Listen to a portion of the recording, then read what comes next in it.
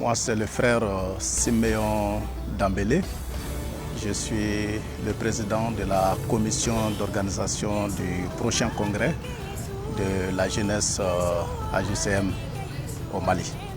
Je suis une personne ressource au niveau de la jeunesse AJCM et j'appuie le comité de la jeunesse dans ses initiatives. Donc c'est dans ce cadre-là que j'ai été choisi comme responsable de la commission d'organisation pour le prochain congrès.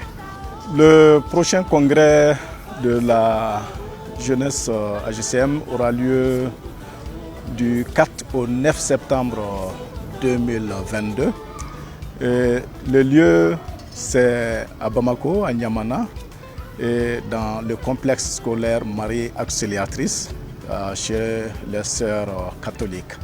Donc c'est le lieu qui a été retenu pour ce congrès. Le thème principal, c'est « Es-tu prêt pour l'enlèvement de l'Église ?»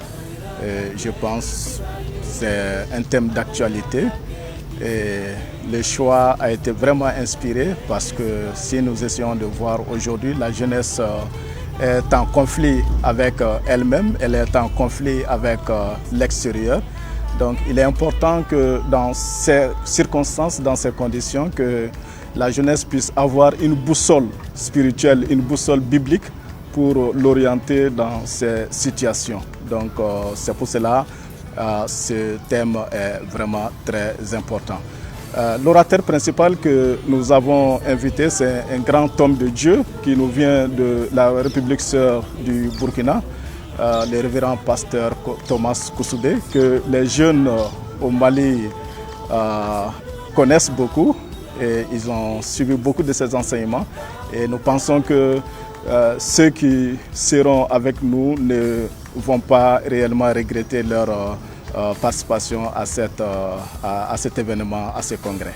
Le prochain congrès qui est prévu, je l'ai dit, du 4 au 9 septembre sera en français et en bambara. Pourquoi cela? Parce que nous voulons atteindre le maximum de jeunes au Mali. Nous ne voulons pas mettre de côté nos frères et nos sœurs bambaraphones, souvent qui sont un peu laissés de côté, mais nous voulons vraiment les inclure dans ce processus et leur faire intéresser ce congrès. Et il faut aussi noter que toutes les dispositions ont été prises pour faire en sorte que il y aura l'interprétation, les traductions qui seront vraiment disponibles pour tous nos frères et sœurs qui ne parlent pas le français. Donc le congrès a pris réellement toutes les dispositions pour faire en sorte que tout le monde puisse trouver son compte. Je peux l'affirmer sans risque de me tromper que ce congrès sera dans les annales, en ce sens que nous avons mis les bouchées doubles et nous avons jusqu'à une bonne quinzaine de sous-commissions qui sont déjà à pied d'œuvre pour les préparatifs de ce congrès. Donc la commission, une des grandes commissions qui est la commission prière, parce que nous pensons que c'est une œuvre spirituelle.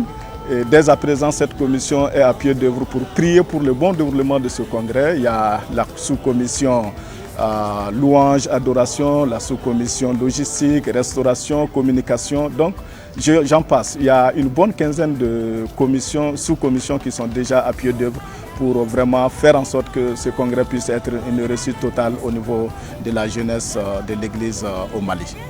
J'ai un vibrant appel à lancer à l'endroit de nos jeunes au niveau de l'Église au Mali pour leur dire de marquer cette date dans leur agenda du 4 au 9 septembre 2022 à Bamako, Niamana, dans le complexe scolaire Marie Auxiliatrice, en ce sens que ce sera une occasion exceptionnelle pour non seulement se frotter à d'autres jeunes, faire la connaissance de d'autres jeunes et aussi évoluer dans un environnement spirituel.